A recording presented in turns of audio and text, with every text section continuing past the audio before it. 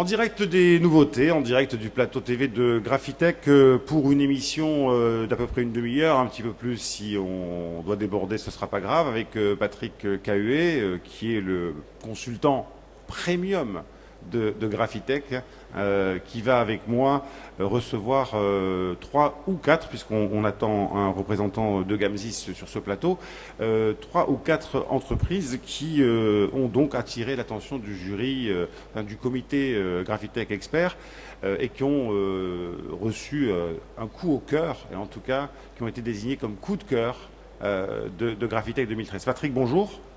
Bonjour Georges. Alors, je voudrais d'abord rapidement revenir sur ce qui a présidé au choix des différents membres du comité Graphitech Expert 2013. Tout d'abord, le comité d'experts était constitué d'experts de tous les secteurs très larges des industries graphiques, impression offset, impression numérique, pré-presse, etc., packaging, agence de communication. Et ce comité s'est réuni plusieurs fois, et la dernière fois, c'était la réunion la plus animée, était pour décerner les coups de cœur parmi plus de 50 nouveautés enregistrées, sélectionnées, déjà présélectionnées, donc plus de 50 nouveautés présélectionnées. Il a fallu de ces 50 nouveautés en extraire à l'origine, nous pensions 8 et la moisson était tellement bonne que nous sommes arrivés à 12. Et chaque coup de cœur a donné, a provoqué des discussions extrêmement animées. Donc, Mais pourquoi? Parce qu'en fait, on est sur des technologies qui sont soit très innovantes, soit existantes mais très abouties, enfin plus abouties qu'il y a 2 ans par exemple. Qu'est-ce qui déclenche, je dirais, l'excitation du jury sur tel ou tel produit présenté? C'est l'aspect innovant, l'aspect adéquation avec la demande du marché, puisque nous avions des professionnels, et des professionnels aussi bien de la production, donc côté impression, que des professionnels côté création, communication, donneurs d'ordre. Donc c'est l'adéquation entre l'aspect nouveauté et l'adaptation du produit au marché qui a décidé des coups de cœur. Et aussi l'esthétique, parce qu'on va voir de très belles choses aujourd'hui. L'esthétique qui va forcément avec la demande du marché, puisqu'on veut du beau, pas cher, rapidement fabriqué et rapidement livré. Ça, c'est malheureusement aujourd'hui une constante, mais c'est pas que dans le secteur de la filière graphique, c'est dans tous les secteurs de l'économie. Merci Patrick, et puis on va commenter donc chacune des nouveautés, enfin en direct de la place des nouveautés, on est ici, en commençant par Scodix qui est juste en face du plateau TV, avec Yael Vidal. Bonjour Yael. Bonjour. Alors Scodix, Patrick propose en avant-première la possibilité d'avoir une impression des couleurs métalliques. Alors on va le voir en détail.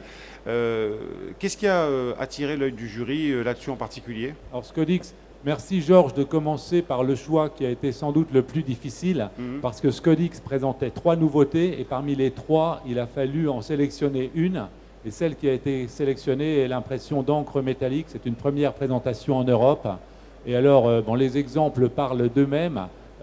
C'est pouvoir, sur des applications de packaging, d'albums photos, de luxe en règle générale, avoir des effets métal jamais obtenus sur le papier. Tu parlais tout à l'heure de premium, là on est vraiment dans la qualité d'impression premium. Alors on va zoomer un petit peu, voilà, on voit ici effectivement l'impression métallique couleur. On a métallique, plus relief et plus paillettes. Donc en fait, je vois que Yael passe... J'ai pas mal d'échantillons en effet. Des choses qui peuvent être mélangées et donc complétées entre l'or, les paillettes. Ah, c'est très beau ça, oui. On va le montrer aussi. Or, paillettes, on a pas mal de choses qui sont possibles. Donc une grande créativité au niveau du design. Je vais chercher, voilà, celle-ci par exemple. Je vais la montrer à la caméra. Il est un petit peu lourd ce livre, mais on va y arriver. On est presque en impression 3D là finalement. Ah oui, c'est splendide. Ouais, alors j'aime pas trop parler d'impression 3D parce que le 3D aujourd'hui c'est vraiment du 3D, ce sont des objets, mais on est vraiment dans un relief tactile, une impression émotionnelle, vraiment on est dans le sensoriel, donc autant visuel que tactile. Alors là on peut expliquer, on peut le remettre à l'antenne 2 secondes, on peut expliquer que là véritablement on a une sensation tactile, on a un vrai relief ici. Ici, on a un relief qui correspond plutôt à des petits éclats de diamants. Hein, là aussi, enfin, on touche, on découvre la photo. Alors là, on a vraiment mélangé l'effet métallisé, donc or, argent, en mat, en brillant, couleurs également, donc des rouges métallisés, des bleus, enfin toute couleur peut devenir métallisée, avec des effets mat, brillants, en relief, et couplé là, comme vous l'avez vu, avec des paillettes également. Alors on est là typiquement dans le secteur de l'ennoblissement des documents. Alors évidemment, on peut imaginer plein de choses, et on parlait justement avec Christophe Delay, qui s'occupe du commercial chez Comexposium et qui est vraiment je dirais le monsieur commercial et relations clients pour Graphitech, qu'effectivement il y avait des demandes par exemple sur des magazines, sur des hors-séries, sur des spéciaux de la presse. On peut aller très très loin. Ça veut dire qu'aujourd'hui la demande c'est on veut un objet. On veut que l'emballage ou que le livre soit un objet d'art, non pas par la photo ou par les textes qu'il produit, mais ne serait-ce d'abord par le caractère noble de ce qu'il présente. Tout à fait. On est dans l'annoblissement vraiment de la différenciation qualitative. On essaye, on donne à nos clients la possibilité d'arrêter de se battre sur le prix, mais donner un produit différent. Et là, vraiment, on est dans la différenciation à 100%. Alors justement, parlons du prix. Est-ce que c'est pas un repoussoir, le prix? Non, au contraire, on est dans le numérique, donc on est dans les données variables, les petites séries, vraiment la possibilité de donner un produit complètement différent et novateur. Lorsqu'on passe à des grosses séries, alors là on passe évidemment en sérigraphie si on le souhaite, mais là on donne la flexibilité au client de donner chaque feuille peut être personnalisée avec un barcode également, donc une identité spécifique pour chaque feuille. Je pense que pour les petites séries, pour les données variables, non. Point de vue prix, on leur donne la compétitivité. Patrick, si je peux rajouter un bien point, sûr. Effectivement, la spécificité de l'impression numérique, en ce qui concerne le prix, c'est que ce qui est réalisé aujourd'hui sur Scodix, en l'occurrence, pouvait l'être avec des technologies traditionnelles depuis plusieurs années, mais à des coûts absolument colossaux pour des petits tirages. Donc, ne pouvait être rentable que pour des très très grands tirages, du packaging de cognac de luxe à de dizaines de milliers d'exemplaires. Voilà, ce qui est intéressant, c'est que ce qui existe dans le packaging depuis assez longtemps déjà arrive maintenant dans l'impression numérique, on va dire presse, hein, pour faire simple. Ça, c'est une nouveauté. Alors, vous nous avez amené aussi un livre en braille. En braille, exactement. C'est un livre qui vient d'un de nos clients en Corée qui... En fait, notre technologie permet de mélanger le monde des voyants et le monde des non-voyants. Donc là, c'est un livre, par exemple, pour une maman voyante et un enfant non-voyant. On va mélanger... Donc là, on a effectivement du braille le code en de écriture braille. Et on a du braille également dans les dessins. Donc on va donner l'impression du sable, on va donner les contours des animaux. Donc l'enfant va pouvoir suivre avec ses doigts également des objets. Voilà, Très ça bien. c'était aussi... Et en numérique, donc on peut... la différenciation et la... Je parlais tout à l'heure de l'intérêt de la presse pour ce type d'impression très haut de gamme. Vous nous avez amené ce magazine, Enjoy a Touch of Chicago. Tout à fait. Alors, voilà. Les marchés sont vraiment nombreux. Ça fait partie d'un des marchés, tout à fait. Donc ça, c'est un magazine, j'imagine, à News and Technology. Donc c'est un magazine qui parle de technologie, tout à fait, de on l'a fait l'information. avec France Graphique récemment. Mais on peut imaginer effectivement que ce sont des fait. magazines un petit peu d'art qui présentent la ville de Chicago et que finalement on n'a pas envie de jeter, surtout pas, et qu'on a envie de conserver. Alors, c'est vraiment ça la grande différence. Quand j'appelle mes clients, d'abord ça fait plaisir, ils se souviennent, puisque lorsqu'on reçoit un échantillon, on s'en souvient. C'est vraiment ce qu'on essaye de rechercher. Et ils me disent, vos échantillons sont sur la table, je n'arrive pas à les jeter. Donc c'est vraiment ça, c'est éviter le direct à la poubelle. C'est vraiment là notre... Qu'est-ce que c'est ça? C'est un livre. C'est un livre. Là, on est dans l'édition, voilà. Oui, toujours édition. Là, on a les marques comme Coca-Cola, par exemple ici, ou eBay, qui ont bien compris la nécessité d'avoir un objet qui reste, parce qu'il est beau, en effet. Donc, voilà, personnalisation et anoblissement de produits marketing, édition, magazine. Ça fait partie d'un de nos marchés. On en a pas mal de marchés. Oui, il y en a beaucoup. Qu'est-ce que vous disent les clients que vous recevez sur votre stand depuis hier matin? Alors, Il y a tellement de clients que hier matin, en évoquant les coups de cœur, vous étiez juste en face de nous, on vous a appelé, vous étiez trop occupé avec vos clients. Qu'est-ce qu'ils vous disent, vos clients là, qui viennent, ceux qui découvrent surtout? C'est pour eux la grande innovation, c'est de pouvoir tout faire sur une seule machine, donc tout rentrer à l'intérieur de leur société, de leur imprimerie, pouvoir tout faire chez eux, ne plus sous-traiter, donc l'or, l'argent, les dorures, les couleurs métallisées, les paillettes et le relief, tout ça chez eux sur une seule machine. C'est ça la grande nouveauté, et puis c'est beau. Et puis c'est beau. Ça...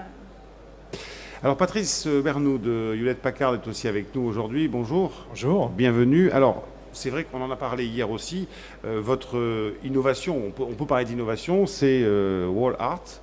En fait, on peut, pour faire simple, décider de changer son papier peint et puis faire une commande en web to print, pourquoi pas, pour choisir son papier peint. Alors on met ce qu'on veut, hein. On peut mettre la photo de son dernier ou peu importe, un symbole. Parlez-nous un petit peu de cette innovation. Cette innovation, elle vient en fait avec le croisement de deux choses. Il y a d'une part une technologie que nous avons maintenant lancée depuis la Drupa 2008, qui est la technologie latex, qui est assez révolutionnaire dans le grand format, puisqu'en fait c'est une technologie qui permet d'utiliser des encres pigmentaires à base aqueuse, mais auxquelles on ajoute des polymères qui permettent d'avoir les mêmes effets de l'UV sans les inconvénients de l'UV. Donc ce sont des machines qui sont particulièrement adaptées aussi bien à un réhabillage intérieur, à faire de l'impression pour l'intérieur que pour l'extérieur, parce qu'on a une excellente résistance à l'arrachement, à la lumière, etc. Et à partir de là, on s'est dit également qu'il y a un certain nombre de fabricants de papier, en particulier de gens qui travaillent dans du papier peint, qui sont intéressés également par l'essor du numérique, qui ont sorti des générations de nouveaux papiers, et où on a essayé de combiner en fait effectivement quelque chose qui est un vieux fantasme, parce que c'est vrai que moi je me souviens, j'ai un peu d'ancienneté chez HP, il y a 10 ans on avait rêvé de faire du papier peint à la demande pour redécorer notre chambre. C'était à l'époque même un poisson d'avril qu'on avait lancé comme ça, et aujourd'hui c'est une réalité. Donc le but de cette innovation, c'est donc de mettre en place un cloud, c'est-à-dire un espace où il faut mettre en liaison, puisque pourquoi nos clients aujourd'hui qui ont nos machines latex, ils ne connaissent pas l'entreprise ou le décorateur qui va effectivement lui proposer des services de redécoration d'un hôtel, d'un hôpital ou d'un local commercial, d'une boutique, et encore moins pour un particulier. Donc le but, c'était de mettre en place un espace collaboratif qui permette justement à l'ensemble des gens qui doivent se créer autour de cette chaîne de pouvoir bénéficier de ces nouvelles fonctionnalités, de ces nouvelles technologies. Donc on cible en fait avec cela en gros deux populations différentes, B2B, le grand B2C, public, voilà, exactement. Sachant que pour le B2C, ça sera un petit peu plus long, il faut quand même aussi travailler avec des gens qui ont l'accès à du grand public, mais on peut penser par exemple dans la communauté Indigo qui travaille beaucoup sur le livre photo, puisqu'à peu près 80% des livres photos, des calendriers qui sont créés en France et dans le monde le sont sur des presses Indigo. Là on a des gens qui sont des experts pour toucher les 6, 10, 15 millions de foyers aujourd'hui qui font déjà leurs albums photos, et en croisant des ressources de nos prestataires, cette fois eux spécialistes sur le très très grand format, là il y a des croisements potentiels qui permettront de toucher le grand public également. Et vous nous avez apporté les différents papiers, différents supports. Voilà, c'est-à-dire que là on va aussi jouer et on retrouve. Alors on ne le voit pas très bien à la caméra, mais c'est juste pour montrer là aussi on va toucher la grammage dimension du différent. toucher, ce que Yael disait est absolument également là trouvé, c'est-à-dire qu'on va trouver effectivement des papiers qui peuvent avoir rappelé des aspects toile, des aspects tissus avec des grammages fins, on est vraiment dans le domaine du tissu. Et d'ailleurs on présentait cela il n'y a pas très longtemps, une conférence où tous les fabricants de papier montraient aux différents journaux de décoration cette innovation à ce niveau-là. Pour un décorateur, par exemple, quelqu'un qui travaille sur de l'événement éphémère, comme ici, on peut imaginer effectivement ce type de Parfaitement, puisqu'on l'a fait nous-mêmes sur le stand HP, puisqu'une partie du stand est complètement redécorée avec effectivement des laits venant de ces papiers. C'est extrêmement simple à poser. Alors vous me parlez de ce fameux Claude. Je ne sais pas qui c'est, ce fameux Claude qui est dans le nuage apparemment et qui attrape toutes les datas pour faire des choses. Ces usages-là, le cloud, c'est vraiment l'avenir de c'est l'avenir parce qu'aujourd'hui, mettre en relation, là, en l'occurrence, par exemple, des créateurs ou une agence qui est déjà spécialisée dans la redécoration de boutiques ou de choses de ce genre, il faut qu'on la mette en liaison facilement avec un prestataire dont lui, la spécialité, c'est de savoir imprimer sur nos technologies. Donc, il faut bien que ces personnes se mettent en relation. Le cloud est un accélérateur de mise en relation et ça permet, en l'occurrence, la plus-value que ce cloud apporte, c'est qu'également, on peut rentrer sur le site pour carrément prendre les dimensions de la pièce, prendre en compte qu'il y a une fenêtre, qu'il y a une porte, et à partir de là, effectivement, assurer ce qu'il va falloir produire en termes de mètres carrés, de longueur, de largeur de lait pour que le papier peint, parce qu'il y a un moment, c'est pareil, quand on doit effectivement refaire une pièce avec du papier peint classique, on fait tous le calcul, si on vous avait posé du papier peint, du nombre de laits en fonction des raccords, là c'est pareil, le logiciel est une mise en accompagnement pour également le calcul physique pour derrière qu'on ait les bonnes longueurs. Patrick, le papier peint jusqu'à aujourd'hui, par les fabricants de papier peint, il est imprimé comment ? Il est imprimé en plutôt grande série, en technologie principalement Helio et Flexo, donc sur des machines dites analogiques, ce qui pose certains problèmes de stockage, de série. On imprime d'abord et on vend après, tandis que là, en fait, c'est le client qui choisit, qui configure, qui commande, et un prestataire qui va fabriquer à la demande. Et là, je voulais juste rebondir sur ce qui a provoqué ce coup de cœur, c'est qu'on voit l'émergence d'un nouvel écosystème via le cloud, et là le cloud c'est la clé, via cette technologie embarquée, ces serveurs et ces services accessibles, où on met en relation le client final, ou le fournisseur du client final, en l'occurrence l'agence, le décorateur, avec un imprimeur qui ne connaît pas forcément. Eh oui, bien sûr. Et ça peut être un imprimeur. Donc c'est encore une fois, et ce qui a beaucoup plu au comité d'experts, c'est que c'est une nouvelle voie de diversification et de business pour des imprimeurs équipés de cette technologie. Comment faites-vous connaître, comment faites-vous savoir que cette offre existe ? Bien sûr, en venant sur Graphitech, mais au-delà pour Hewlett-Packard, comment vous développez ce business au niveau, alors j'imagine, mondial, c'est pas que HP France, ça ? C'est pas que HP France, c'est une initiative mondiale, donc c'est quelque chose que nous passons bien entendu à nos prestataires, et puis comme je le disais tout à l'heure, c'est aussi des mises en relation que nous-mêmes, par rapport à nos réseaux de clients, nous faisons. Parce que quand je parlais de l'exemple de l'album photo, qui est avec des structures qui sont aujourd'hui capables de toucher des millions de personnes, il est évident que là, il y a un travail de remise en relation que nous faisons.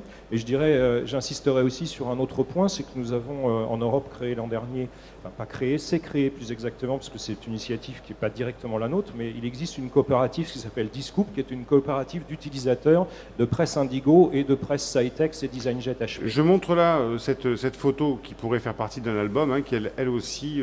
Oui, alors ça c'est un autre aspect, mais qui rejoint complètement la démarche complémentaire qu'on peut avoir avec Scodix. On retrouve effectivement... c'est que là, effectivement, on propose de premiers effets de relief directement sur la presse. Ils n'ont pas la même ambition que ce qu'on va évidemment faire et ce qu'on vient de voir, qui est évidemment un cran au-dessus, bien entendu. D'ailleurs, les deux produits sont parfaitement complémentaires, mais l'idée, c'est là, très rapidement, sur des petites séries sur presse, de pouvoir déjà apporter une valeur ajoutée en créant de la carte ou en créant un effet de relief. Et on revient là dans cette dynamique-là de toute manière sur le côté touché qu'aujourd'hui on souhaite apporter au niveau du papier comme un enrichissement et pour justement apporter de la valeur ajoutée au papier. Et cette affiche, à quoi correspond-elle ? Alors ça, c'est une autre évolution pour nous majeure, qui a été dans les 40 nouveautés que le jury a sélectionnées, qui n'a pas obtenu forcément le coup de cœur, mais qui est évidemment importante. Elle a été lancée à la Drupa, puisqu'il s'agit effectivement des premières presses Indigo. Pour rappel quand même, nous avons franchi au printemps dernier les 6000 machines installées dans le monde et opérationnelles, tout marché confondu, et c'est l'arrivée de nouvelles presses au format B2. Donc là, c'est une vraie révolution, puisque c'est la première fois que ces procédés, 75 de large effectivement, et qui permettent évidemment d'ouvrir de nouveaux marchés pour du poster ou pour par exemple des albums photos géants tels que celui que l'on peut voir sur le stand HP. Voilà, qui était la deuxième nouveauté qui aurait pu être primée, qui est très intéressante. Vous pouvez maintenant commander un album photo en format géant. Le B2, c'est une piste de progression pour l'impression numérique. Là, on en parlera dans une émission tout à l'heure. Effectivement, le B2, c'est une piste à suivre. Il y a deux voies. Enfin, le B2, en tout cas au niveau d'Indigo, propose deux choses. D'un côté, l'ouverture vers de nouvelles applications très clairement associées au format, puisque auparavant, on avait un format beaucoup plus petit. Donc, on peut faire maintenant des pochettes à rabat, on peut faire des posters, des documents marketing un peu plus complexes et travailler donc sur le format. Et puis, l'autre élément pour l'imprimeur, et ça c'est essentiel, donc travailler sur l'imposition. Donc là, on vient sur un raisonnement très classique à l'offset. Si on doit faire des cartes de visite, on en met plus à la fois sur la même feuille en B2 que sur un format SRA3+, et il y a un gain d'imposition évidemment non négligeable. Et vous me tendez une perche en parlant de format, parce que justement, O2I eh bien, est sur le stand, sur son stand à Graphitech, bien évidemment. Bonjour Patrick, pardon, Jean-Thomas Olano, vous êtes le PDG de O2I. Vous parliez de format, cette machine qu'on voit là-bas est extraordinaire. Alors c'est la Turboline 320, alors 320 pour 3,20 m de 3,20 m de lèse, oui. De lèse. Très grand format donc. Très grand format. Très grand format. Alors pour ceux qui connaissent un peu l'imprimerie, il y a des époques où on était sur des lèses de beaucoup plus petites, 1,20 m il n'y a encore pas si longtemps. Tout à fait. Là on est vraiment sur du On géant. est sur du très grand format, on peut même aller au-delà, je dirais, puisqu'il y a même des machines de 5 mètres qui sont tout à fait possibles. La grande nouveauté, je dirais, de cette machine, c'est que non seulement elle imprime en grand format, mais elle imprime avec cette nouvelle technologie d'impression qui est l'encre UV. L'encre UV, en fait, pour résumer, permet en fait d'imprimer sur tout type de support. On a une machine par exemple à plat qui peut imprimer sur du métal, qui peut imprimer sur de la céramique, qui peut imprimer sur du carrelage, sur du plastique, etc. Vraiment du bois et autres, du verre, parce que l'encre, une fois sur le support, va être polymérisée en fait par ces lampes UV. Et là, nous avons une machine donc, qui est sa déclinaison, qui fonctionne en fait par rouleau. Donc, on a effectivement 3,20 m de lèse et on peut imprimer sur des longueurs extrêmement importantes. Elle est UV et elle est LED, c'est-à-dire qu'elle fonctionne avec des lampes LED qui vont venir directement faire cette polymérisation, ce qui fait qu'il n'y a aucune chaleur de dégagée. Et donc les supports qui sont sensibles à la chaleur Exactement. peuvent être utilisés. Voilà, il n'y a pas de distorsion. On peut utiliser effectivement du vinyle, on peut utiliser du plastique, on peut utiliser effectivement du PVC, des supports qu'on ne pouvait pas utiliser avant en fait en grand format. Qui plus est, le séchage est instantané, donc il n'y a pas de temps en fait de latence, donc tout se fait sur une seule et même étape de traitement et il n'y a aucune émission nocive. Donc on est là, je dirais, dans l'écologie et dans le domaine pratique, parce que souvent ce type de station grand format émet, je dirais, des éléments nocifs et donc pour les en collaborateurs termes de consommation d'énergie aussi, cette machine a fait des progrès extrêmement faibles. énormes. On est sur une exploitation effectivement avec des coûts d'exploitation 5 à 10 fois moins importants que sur des technologies comparables en termes de format, mais qui ne permettent pas effectivement d'atteindre ces performances. Alors le réalisateur va nous le montrer. Derrière nous, il y a un drop de fond de scène qui doit faire à peu près, je dirais, faire 8 à 10 mètres. Là. Et en largeur, on est à peu près en largeur, on est à peu près sur à du 3,20 m. Voilà, c'est ce que je pense. Donc vous auriez très bien pu faire imprimer ce drop de fond de scène. Avec une très grande résistance, je dirais, de l'encre à l'arrachement, aux conditions, je dirais, extérieures, météo, etc. Donc, et des supports, encore une fois, plastiques et sans aucune distorsion. Patrick. Ce qui a déclenché, merci, le coup de cœur du comité d'experts, revenons à la base, c'est que O2I a été récompensé, avait présenté également une machine à plat dont M. Olano a parlé, qui était très intéressante. Mais ce qui a séduit le comité d'experts, c'est deux choses. C'est d'abord l'aspect écologique et développement durable de cette machine, et évidemment le nombre très important d'applications qu'elle offre à des imprimeurs de toute origine en quête de diversification. Et ça a beaucoup plu au comité. Et le profil de O2I également, qui est une entreprise française qui fait de la formation, qui est experte en environnement logiciel et qui depuis quelques années propose de vraies solutions de vraies solutions d'arrosage. D'arrosage intégré. Et de vraies solutions d'impression. Bon, on nettoiera le plateau juste après. Justement, j'aurais voulu vous poser une question sur les investissements, parce que des machines comme ça sont des machines qui représentent des investissements significatifs. Alors on est dans l'investissement industriel, mais on est sur des budgets qui restent tout à fait raisonnables. Mais dans un climat d'affaires qui est compliqué, dans une filière qui est un peu morose, on arrive à trouver des solutions financièrement pour que les imprimeurs puissent se diversifier. Oui, tout à fait. Sur le salon, d'ailleurs, nous lançons notre département O2I Lease pour accompagner effectivement nos clients. C'est le sens de ma question. Tout à fait. Pour accompagner nos clients dans la gestion de leur investissement avec des solutions locatives qui permettent de suivre, y compris la montée en puissance en fait de cette activité pour nos clients, avec des loyers adaptés et donc des solutions qui restent tout à fait abordables. Pardon de sortir un petit peu du sujet, mais c'est important d'en parler, Patrick. On sait que les pouvoirs publics sont très attentifs à ce que la filière continue d'exister et se développe. On sait qu'ils ont aussi peu de marge de manœuvre, que tout se fait au niveau des financements. Il y a la Banque publique d'investissement. Est-ce que la filière aujourd'hui a quand même une raison d'espérer sur la capacité des banques publiques ou des fonds publics de venir en soutien et pas forcément avec le nez collé sur le bilan en disant ce que les banques aujourd'hui font, hein. Quel est le contexte aujourd'hui? Est-ce qu'on peut investir? Est-ce qu'on a encore cette marge de manœuvre? À condition que les projets soient réellement innovants, que le dossier ait une véritable valeur, qu'il ne s'agisse pas d'une réplication de modèles déjà existants. Oui, je pense qu'il y a matière aujourd'hui à trouver de l'accompagnement. Je pense particulièrement du côté de Oseo, ou la Banque publique d'investissement, qui a supporté d'ailleurs pas mal de, je ne sais pas si ça a été le cas de O2I, d'entreprises au démarrage. Oui, tout à fait. Que ce soit Oseo ou la BPI, nous avons effectivement obtenu des aides. Nous sommes considérés comme une entreprise innovante, labellisée en tant que telle. Et je voudrais rajouter un point en fait sur le financement. Ce qui est très important, c'est que nous savons aujourd'hui démontrer le retour sur investissement de ces équipements. Et quand un dossier est bien construit, on arrive, en démontrant effectivement ce retour sur investissement, à obtenir effectivement les financements qui vont bien. L'autre point, c'est que sur O2I Lease, nous avons fait appel à des partenaires européens. Il n'y a pas que les banques françaises, je dirais, pour accompagner les investissements, y compris sur le territoire français.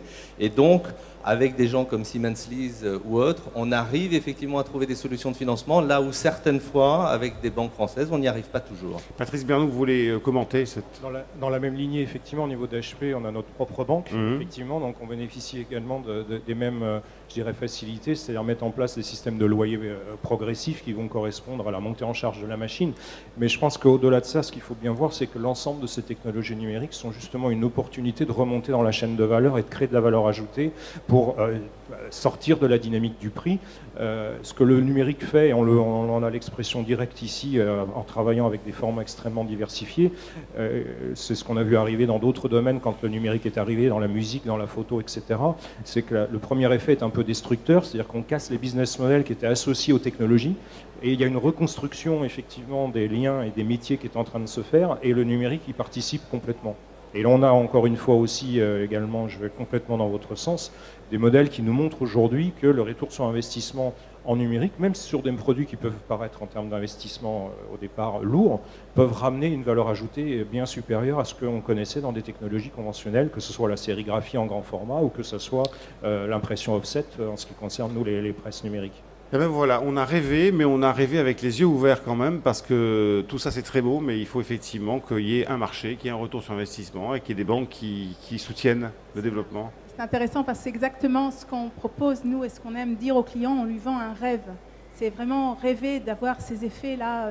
Lorsqu'on est avec des créateurs, je peux vous dire que l'adrénaline monte, avec toutes les possibilités de créativité qu'ils ont, mais on leur donne quelque chose de viable, de fiable. Et de viable économiquement. Tout à fait, une réalité. Ça sera le mot de la fin. Merci beaucoup. C'est la fin En direct des nouveautés. Nous aurons rendez-vous demain matin à la même heure pour parler des autres coups de cœur décernés par le comité Graphitech Expert.